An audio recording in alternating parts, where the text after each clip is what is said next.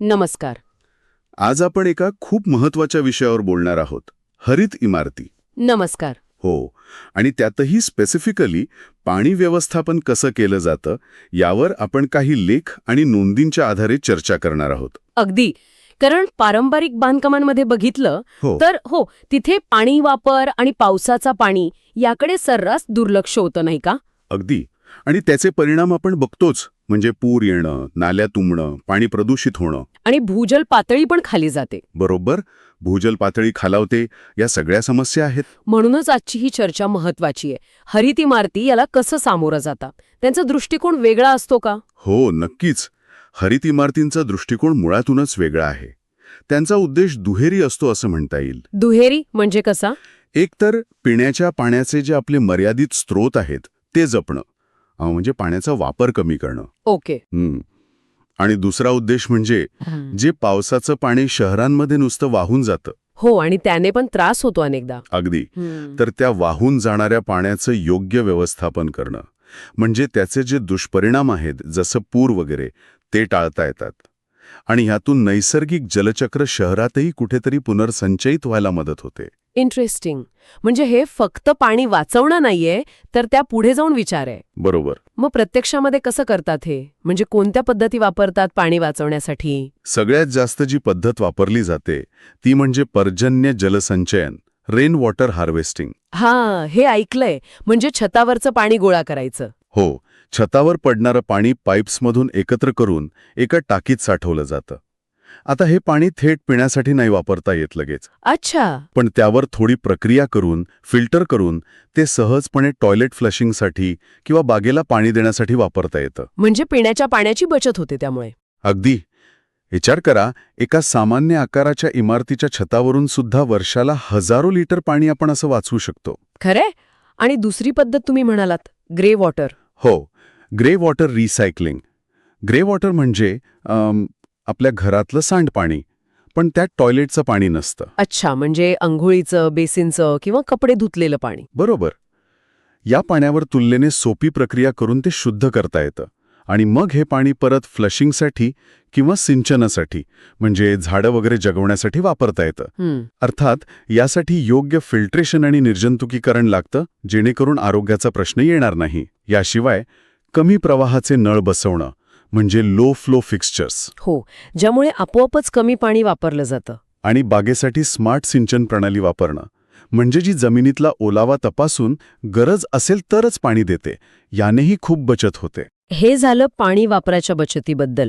पण तो दुसरा मुद्दा, वादळी पाणी, म्हणजे पावसाळ्यात जास्त पाणी येतं तेव्हाचं काय? कारण नेहमीची गटारं तर लगेच भरून जातात. अगदी. तिथेच हरित इमारतींचा वादळी पाणी व्यवस्थापन कामाला येतं. यासाठी काही खास तंत्रज्ञान वापरतात. एक आहे सच्छिद्र फरसबंदी. सच्छिद्र फरसबंदी म्हणजे परमिएबल पेव्हमेंट्स. हो, ही फरसबंदी दिसायला सामान्य असली तरी तिची रचना अशी असते की तिच्यातून पाणी खाली झिरपू शकतं. म्हणजे पाणी पृष्ठभागावरून वाहून न जाता थेट जमिनीत मुरतं. अरे वा, म्हणजे जणू काही नैसर्गिक जमीनच. तसंच काहीसं. यामुळे दोन गोष्टी होतात. एक तर पाणी जमिनीत मुरल्याने भूजल पातळी वाढायला मदत होते. बरोबर. आणि दुसरं म्हणजे पावसाचं पाणी गटारांमध्ये न जाता तिथेच मुरल्यामुळे नाल्यांवरचा आणि गटारांवरचा भार एकदम कमी होतो.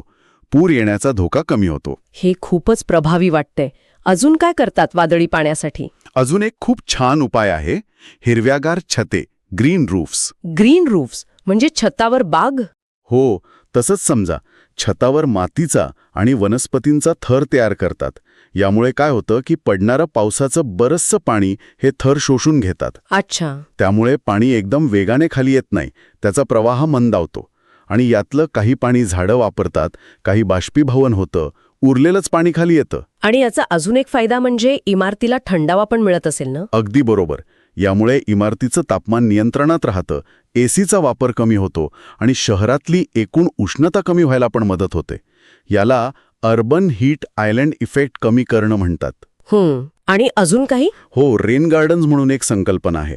म्हणजे इमारतीच्या आवारात किंवा जवळपास छोटी खास डिझाईन केलेली बाग तयार करायची. ओके. जिथे छतावरून किंवा फर्शबंदीवरून येणारं पावसाचं पाणी वळवलं जातं. मग तिथली माती आणि झाडं ते पाणी शोषून घेतात आणि हळूहळू जमिनीत मुरवतात. म्हणजे या सगळ्या पद्धती पाणी जमिनीत मुरवतात, त्याचा प्रवाह कमी करतात. बघा, आणि अजून एक महत्वाचा फायदा, पाणी जेव्हा या थरांमधून जातं तेव्हा त्यातले प्रदूषक घटक पण गाळले जातात. म्हणजे पाणी नैसर्गिकरित्या फिल्टर होतं काही प्रमाणात. हे खरंच खूप प्रभावी आहे. जगात अशी काही उत्तम उदाहरणं आहेत का जिथे हे यशस्वीपणे राबवलं गेलंय? नक्कीच आहेत. अमेरिकेत सिॲटल शहरातलं बुलेट सेंटर नावाचं एक ऑफिस बिल्डिंग आहे. हो, काय विशेष आहे त्याचं? त्याला नेट झिरो वॉटर इमारत म्हणतात. म्हणजे ती इमारत तिच्या गरजेचं सगळं पाणी स्वतःच मिळवते आणि सांडपाण्यावरही तिथेच प्रक्रिया करते. काय सांगताय? म्हणजे ती महानगरपालिकेच्या पाणी पुरवठ्यावर अवलंबूनच नाही? अजिबात नाही. ती पावसाचं पाणी साठवते, त्यावर प्रक्रिया करून पिण्यायोग्य करते आणि वापरलेलं सगळं पाणी म्हणजे सांडपाणीसुद्धा तिथेच शुद्ध करून त्याचा पुनर्वापर करते किंवा सुरक्षितपणे निसर्गात सोडते. अविश्वसनीय. सिॲटलसारख्या ठिकाणी जिथे पाऊस खूप असतो तिथे हे शक्य आहे. भारतात असं काही आहे? आपल्याकडे पण उत्तम उदाहरणं आहेत. कोचीन आंतरराष्ट्रीय विमानतळ बघा. ते जगातलं पहिलं पूर्णपणे सौर ऊर्जेवर चालणारं विमानतळ आहेच. हो, ते माहितीये. पण त्याचबरोबर त्यांनी मोठ्या प्रमाणावर रेन वॉटर हार्वेस्टिंग पण केलं आहे. विमानतळाच्या मोठ्या छतांचा आणि जागेचा वापर करून ते पावसाचं पाणी जमा करतात आणि त्यांच्या पाण्याची मोठी गरज त्यातून भागवतात. वा, म्हणजे मोठ्या प्रमाणावर पण शक्य आहे. फायदे तर स्पष्ट दिसत आहेत. पाण्याची बचत, पूर नियंत्रण, भूजल वाढ. आणि परिसंस्थेसाठी पण चांगलं. हिरवीगार छतं, रेन गार्डन्स यामुळे जैवविविधता वाढते. पक्ष्यांना, कीटकांना जागा मिळते. हे सगळं ऐकून खूप छान वाटतंय. पण हे प्रत्यक्षात आणायला काही आव्हानं नसतील का? म्हणजे अडचणी येत असतीलच की? हो, आव्हानं नक्कीच आहेत. सगळ्यात मोठं आव्हान म्हणजे सुरुवातीचा खर्च. अच्छा. या सगळ्या प्रणाली बसवण्यासाठी म्हणजे रेन वॉटर हार्वेस्टिंगची टाकी, फिल्टर्स, ग्रीन रूफचं बांधकाम, सच्छिद्र फरसबंदी यासाठी पारंपरिक पद्धतींपेक्षा जास्त खर्च येऊ शकतो. बरोबर. दुसरी गोष्ट म्हणजे जागेची गरज. विशेषतः शहरांमध्ये जिथे जागा कमी असते तिथे ग्रीन रूफ किंवा रेन गार्डनसाठी जागा काढणं हे एक आव्हान असू शकतं. हे खरंय. दाट वस्तीत अवघड आहे हे. तिसरा म्हणजे देखभाल. या प्रणाली व्यवस्थित काम करत राहाव्यात यासाठी त्यांची नियमित देखभाल करावी लागते. म्हणजे फिल्टर्स वेळोवेळी साफ करणं, टाक्या स्वच्छ ठेवणं, ग्रीन रूफरच्या वनस्पतींची काळजी घेणं. आणि लोकांच्या मनात काही शंका असतात का याबद्दल? म्हणजे पुनर्वापर केलेल्या पाण्याबद्दल वगैरे? हो, तो एक महत्वाचा मुद्दा आहे. ग्रे वॉटर किंवा साठवलेलं पावसाचं पाणी जरी त्यावर योग्य प्रक्रिया केली असली आणि ते वैज्ञानिकदृष्ट्या सुरक्षित असलं तरी लोकांच्या मनात त्याच्या सुरक्षितेबद्दल काही वेळा किंतु असतो. अच्छा, म्हणजे ते वापरायला कचरतात लोक? होऊ शकतं. त्यामुळे जनजागृती करणं, लोकांना याची सुरक्षा आणि फायदे पटवून देणं आणि या सगळ्यांसाठी योग्य नियम आणि मानकं असणं गरजेचं आहे. समजलं. म्हणजे खर्च, जागा, देखभाल आणि लोकांची मानसिकता ही मुख्य आव्हानं आहेत. बरोबर. तर मग या सगळ्याचा व्यापक विचार करता म्हणजे मोठ्या चित्रात बघितलं तर ह्या हरित इमारतींमधील पाणी व्यवस्थापनाचं नेमकं महत्त्व काय आहे? हे सगळं का करायचं? याचं महत्त्व आता खूप वाढलंय. बघा, जगभरात पाण्याची टंचाई जाणवते आहे. अनेक शहरं पाण्याअभावी त्रस्त आहेत. हो, हे तर आपण रोजच ऐकतो. त्याचवेळी हवामान बदलामुळे काय होतंय? पावसाचं वेळापत्रक बिघडलंय. कधी दुष्काळ तर कधी अचानक खूप पाऊस आणि पूर. बरोबर. आणि शहरं वाढत आहेत, लोकसंख्या वाढतीये, कॉन्क्रीटची जंगलं वाढत आहेत, नैसर्गिक जमीन कमी होतेय जी पाणी मुरवू शकेल. अशा परिस्थितीत इमारतींचा पातळीवरच पाण्याचा वापर कमी करणं आणि पावसाच्या पाण्याचं व्यवस्थापन करणं हे आता फक्त एक चांगला पर्याय राहिलेला नाहीये, तर ती आता काळाची गरज बनलीय. शहरांना भविष्यात टिकून राहायचं असेल, पाण्याचं संकट टाळायचं असेल, पुरांपासून बचाव करायचा असेल तर अशा शाश्वत पद्धती अवलंबण्याशिवाय पर्याय नाही. हे शहरांना अधिक लवचिक म्हणजे रेझिलियंट बनवतं. म्हणजेच आज आपण जे बोललो त्यातून हे स्पष्ट होतं की हरित इमारती या फक्त दिसायला चांगल्या नसतात, तर त्या खऱ्या अर्थाने पर्यावरणाचा विचार करतात. पाणी वाचवण्यासाठी आणि पावसाच्या पाण्याचं व्यवस्थापन करण्यासाठी कितीतरी नाविन्यपूर्ण पद्धती वापरतात. मग ते रेन वॉटर हार्वेस्टिंग असो, ग्रे वॉटर रिसायकलिंग असो किंवा ग्रीन रूफ्स आणि सच्छिद्र फरसबंदी. अगदी बरोबर. आणि हे फक्त तांत्रिक उपाय नाहीत. हा एका मोठ्या बदलाचा भाग आहे.